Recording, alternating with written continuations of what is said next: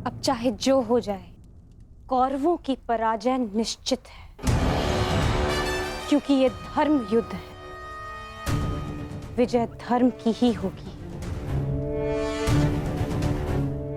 और वासुदेव के हमारे पक्ष में आने के साथ साथ न्याय और धर्म भी हमारे पक्ष में है। विजय हमारी होगी। न्यायानाम अधिकाराणाम। ये महाभारत भारत का नवनिर्माण करेगा।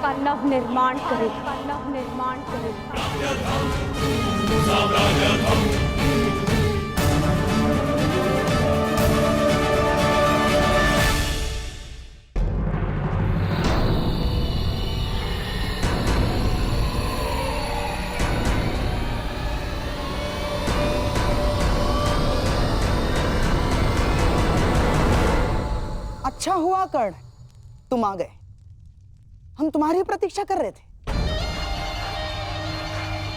हाँ,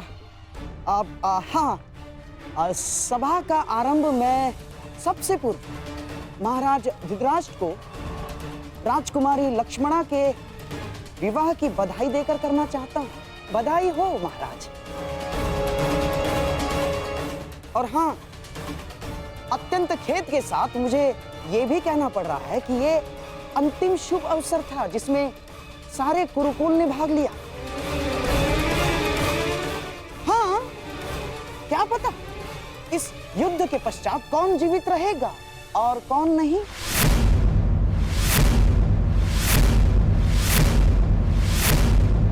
स्पष्ट रूप से कहिए गंधाराज, आपका तात्पर्य क्या है? अब से पूर्व तो आपने इस प्रकार के विचार कभी प्रकट नहीं किए, और अब जब दुर्योधन ने कृष्ण को ना चुनकर नारायणी सेना को चुना है, तो अब इस प्रकार के विचार क्यों? आपका प्रश्न उचित है महामहिम, परंतु यदि मैं अपनी भूल स्वीकार भी करता हूं, तो क्या वो भूल मैं सुधार सकता हूं?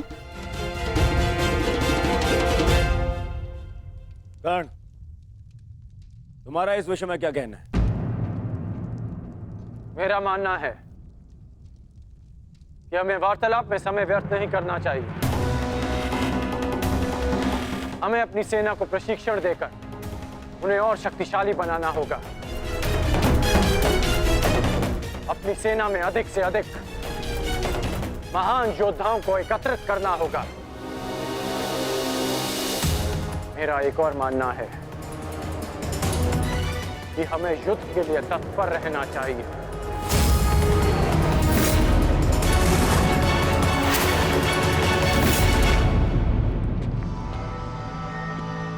क्या तुम्हें भी यहाँ उपस्थित होने के लिए कहा गया? हाँ भ्राताश्री, मुझे प्रहरी ने निद्रा से उठाकर संदेश दिया कि हमें शीघ्र ही यहाँ उपस्थित होना है। परंतु क्यों और किसके आदेश पे? ये आदेश मैंने दिया है।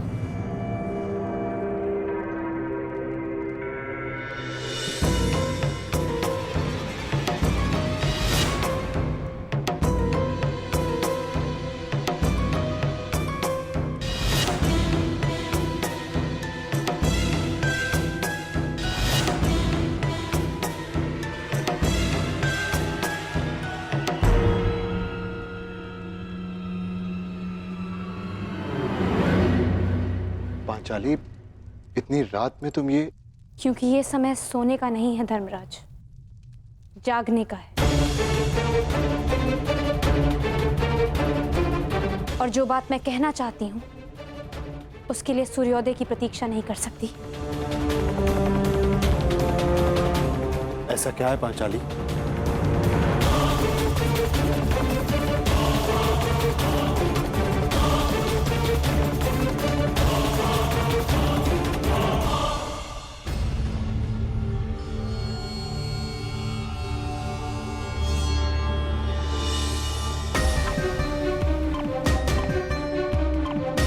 पांचाली, ये तिथि कैसी?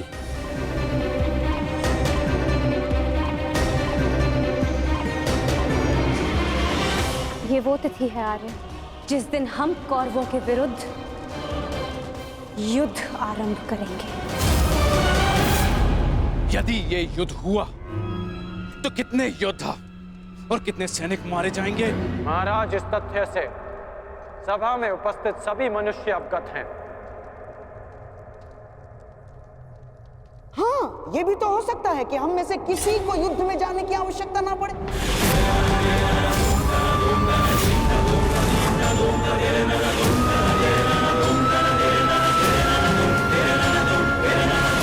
हाँ महिम, जैसे पुराणों में मैंने पढ़ा है कि स्वयं भगवान भी अपने शत्रुओं को एक अंतिम अवसर देते हैं, तो क्या हम अपने शत्रु को अंतिम अवसर नहीं दे सकते? दे सकते हैं ना महामहिम? गांधार राज, युद्ध होना निश्चित है और होकर ही रहेगा। और इसकी उल्टी गिनती प्रारंभ हो चुकी है।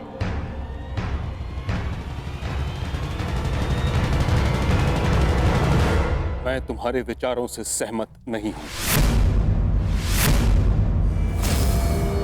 जितना असहमत मैं गंधार नरेश की सोच से हूं, उतना ही असहमत मैं इस निष्कर्ष से हूं। हर परिस्थिति में संधि युद्ध से श्रेष्ठ होती है। हमें पांडवों से संधि वार्ता कर लेनी चाहिए। युद्ध अभी प्रारंभ नहीं हुआ है महाराज। हम इसे रोकने का प्रयास कर रहे हैं। हमें पांडवों से शांति वार्ता करनी चाहिए।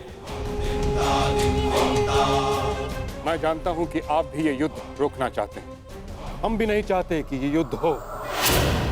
हमारा प्रयास है कि हस्तिनापुर के मस्तक पर इस महाविनाशी युद्ध का कलंक न लगे। ठीक है ताक्षरी, यदि यह हस्तिनापुर के भविष्य का प्रश्न है तो हम अपने दूत को पांडवों के समक्ष भेजने की आज्ञा देते हैं। हमें उन तक संदेश देना है कि हस्तिनापुर भी इस युद्ध के विरुद्ध है। और युद्ध के अंतिम दिन मैं अपने अपमान का प्रतिशोध लूंगी।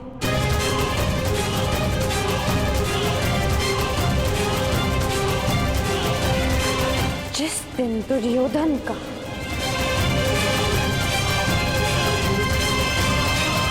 अंत होगा।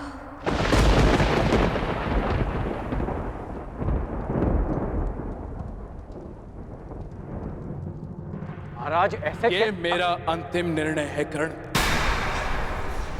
हमें अपनी ओर से एक प्रतिनिधि चुनना होगा। क्या आपके मस्तिष्क में कोई नाम है महाराज? संजय।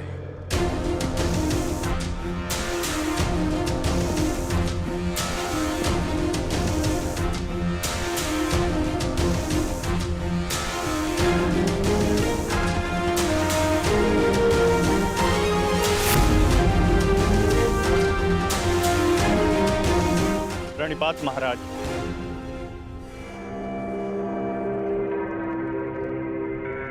मुझे भी संजय के साथ जाने की आज्ञा दीजिए महाराज। नहीं कर्ण, यह एक अत्यंत संवेदनशील प्रकरण है।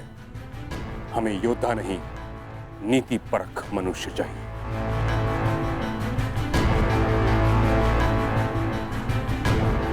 विदुर, तुम संजय के साथ जाओगे।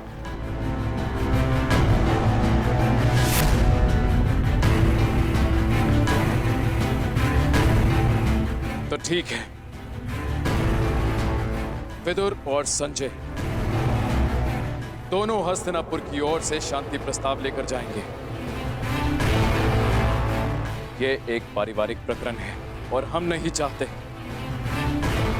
कि परिजन ही परिजनों का रक्त बहाए। उचित है पांचाली, उचित है। अब ये युद्ध तुम्हारे बताए हुए दिन ही आरंभ होगा।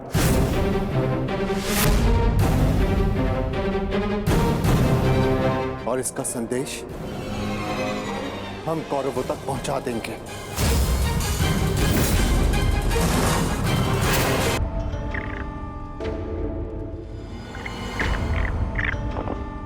अपने खेल पर ध्यान रखो दुर्योधन, नहीं तो तुम मुझे परास्त नहीं कर पाओगे।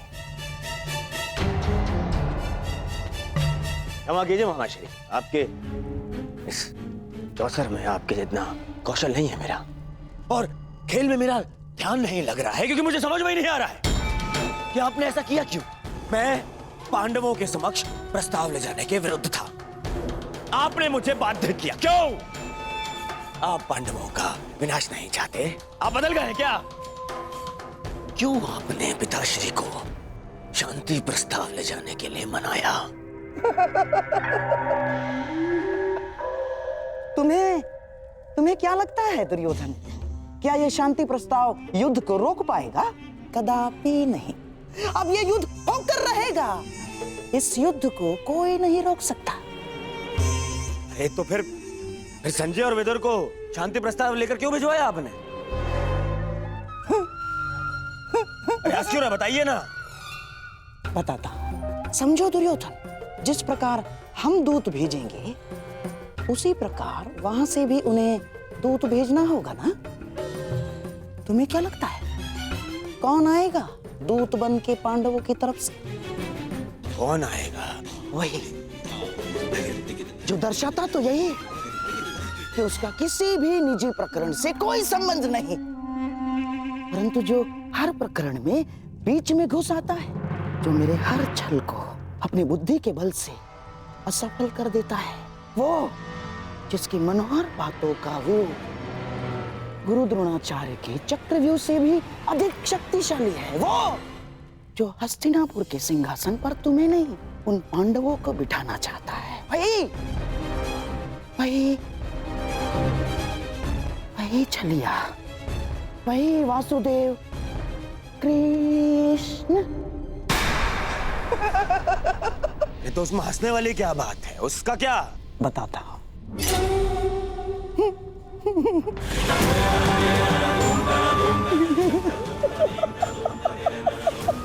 चलिए।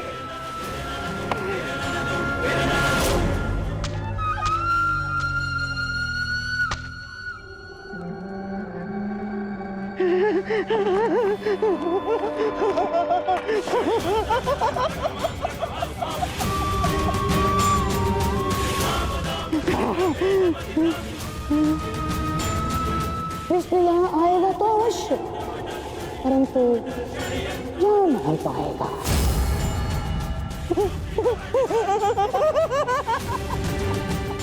जा नहीं पाएगा।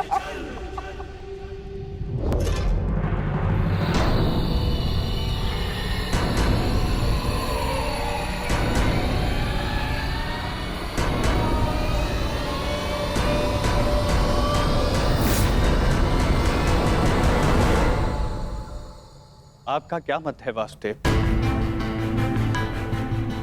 मैं इस प्रकरण में सम्मिलित ही नहीं हूं संजय महोदय, इसलिए इसका निर्णय भी युधिष्ठिर और दुर्योधन पर निर्भर करता है।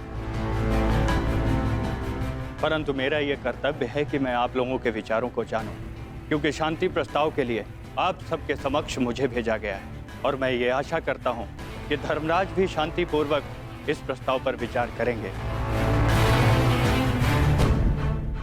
वो तो इस पर निर्भर करता है कि आपके युवराज का क्या विचार है। मैं केवल महाराज धृतराष्ट्र का संदेश लेकर आया हूं वासुदेव। युवराज दुर्योधन के विचार मैं नहीं जानता, क्योंकि मेरे पास दिव्य दृष्टि नहीं है।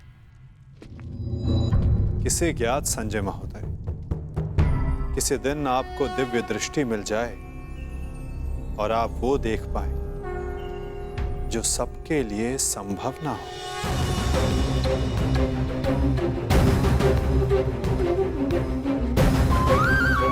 धर्मराज, आपके समक्ष हस्तिनापुर से शांति प्रस्ताव आया है, क्या विचार है आपका?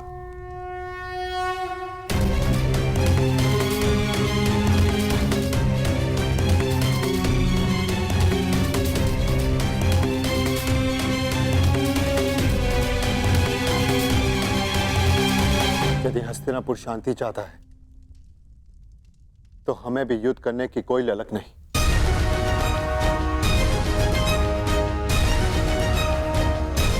जब पितामह ने पहल की तो उनके निर्णय का मैं सम्मान करूंगा, परंतु ये युद्ध केवल मेरा नहीं, मेरे अनुजों का भी है और पांचाली का भी। इसलिए उनका मत जानना भी अत्यंत आवश्यक है। हमें ज्ञात है कि अवश्य ही तुम सबके हित की सोचोगे युधिष्ठिर, इसलिए हम सबको सबसे अधिक आशा तुमसे ही है। मुझे विश्वास है प्रतिकार और प्रतिघात के स्थान पर तुम शांति को महत्व दोगे। जहां तक शेष पांडवों का प्रश्न है, मुझे विश्वास है कि ये सब तुम्हारे निर्णय का सम्मान करेंगे।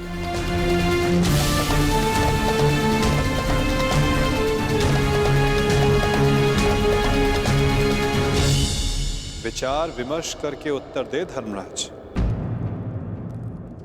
क्या निर्णय होगा आपका?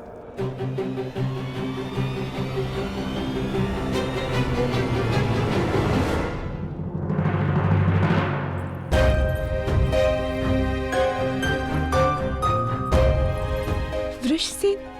अरे लक्ष्मणा, कैसी हो? मैं ठीक हूँ, परंतु तुम्हें यहाँ देख के आश्चर्य हुआ। तुम यहाँ कैसे? वो मैं शाम से मिलने आया था। हाँ, परंतु कुमार शाम से पहले मैं तुमसे मिलना चाहती थी।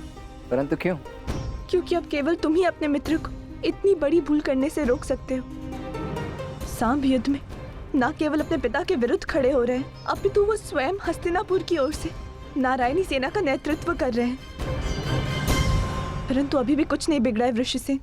सांब तुम्हारा मित्र है, उसे समझाओ, वो तुम्हारी बात कभी नहीं टालेगा।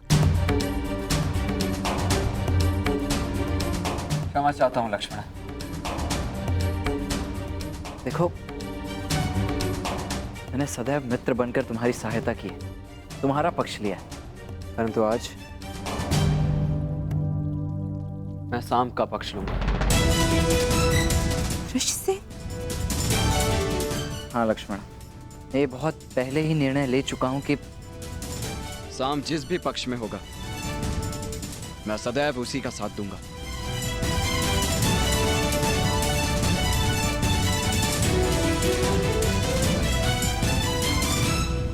परंतु तुम्हें चिंता करने की आवश्यकता नहीं है लक्ष्मण। मेरे जीते जी सांब को कुछ नहीं होगा, विश्वास करो मेरा। पक्ष जो भी हो, हानि तो मेरे परिवार को पहुंच रही है ना वृषसेन। तुम ही बताओ मुझे, प्रभु से मैं किस पक्ष के लिए प्रार्थना करूं? दोनों ही पक्षों में मेरा ही परिवार लड़ रहा है। मैं क्या करूं वृषसेन? तुम्हारे इस प्रश्न का उत्तर मेरे पास नहीं है लक्ष्मणा। मैं तो ये भी नहीं कह सकता कि मैं तुम्हारी इस असमंजस से भरी परिस्थिति को समझ सकता हूँ। तुम इस युद्ध में भाग क्यों ले रहे हो वृषसेन? तुम्हारा तो पांडवों से कोई संबंध नहीं है, तो तुम अपने पिता के साथ इस युद्ध में क्यों भाग ले रहे हो? केवल इसीलिए? केवल इसीलिए लक्ष्मणा, क्योंकि सांब कौरवों के पक्ष में, और इससे अधिक मेरे लिए कुछ महत्वपूर्ण नहीं। वृषसेन, तुम्हें भान है तुम कितनी बड़ी भूल कर रहे हो? नहीं भान है तुम्हें। यदि भान होता तो इस युद्ध में भाग लेने के बजाय उसे रोकने का प्रयत्न कर रहे होते तुम। मैं तुम्हारे समक्ष बहुत सी उम्मीदें लेकर आई थी वृषसेन, परंतु प्रतीत होता है कि मेरी भूल थी। अपना ख्याल रखना वृषसेन।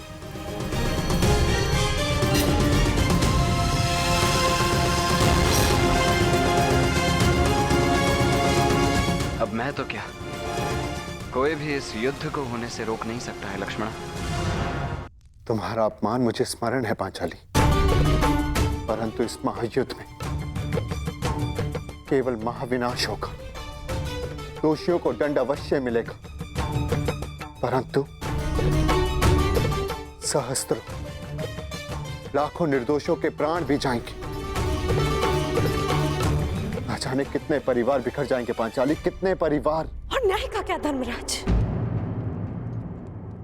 ये युद्ध न्याय का है, और आपकी ली हुई प्रतिज्ञा का क्या? अरे भीम, मैं कुछ नहीं भूला हूं पांचाली, ना ही तुम्हारे अपमान को, ना ही मेरी प्रतिज्ञा को। और जहां तक बात है इस शांति प्रस्ताव की, तो मैं इससे बिल्कुल सहमत नहीं। परंतु पांचाली, हम सब तुम्हारा मत जानना चाहते हैं, क्योंकि यह प्रस्ताव स्वयं पितामह और महाराज के द्वारा भेजा गया है और इसे ऐसे ही ठुकराया भी नहीं जा सकता। आप भूल रहे हैं वृकोदर, उस सभा में श्रद्धेय पितामह और महाराज धृतराष्ट्र भी उपस्थित थे, और वो भी मेरा अपमान होने से नहीं रोक पाए थे। मुझे लगा था कि वनवास पूर्ण होने के पश्चात हम सबके जीवन का एक ही उद्देश्य है, कौरवों का विनाश।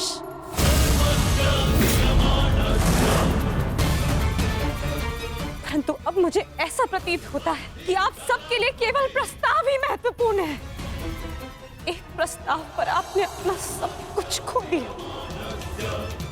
और आज एक दूसरे प्रस्ताव में आप सब कुछ भुला दिया जो हमने खोया था। क्या एक शांति प्रस्ताव कौरवों के दिए गए वर्षों पुराने घावों को भर सकता है? आप सबके दिए गए वचनों को भुला सकता है? यज्ञसेन, यदि तुम चाहो तो इस संधि को ठुकरा सकती हो। तुम्हें इसका पूर्ण अधिकार है, परंतु इसके पहले कोई भी निर्णय लेने से पूर्व मैं सखा वासुदेव से वार्तालाप करना चाहती हूँ।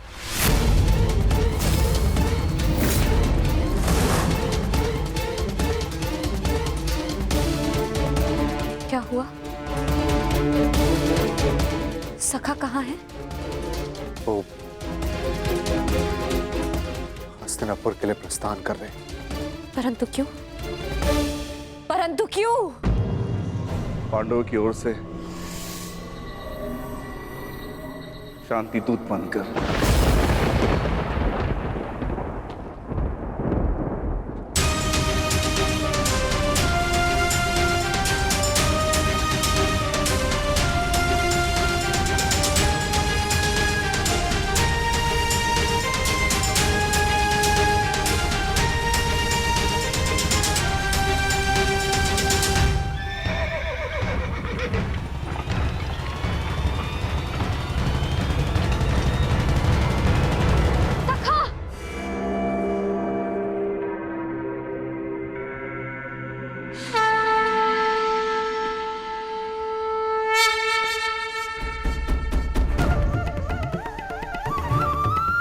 क्रोधित हो अपने सखा से?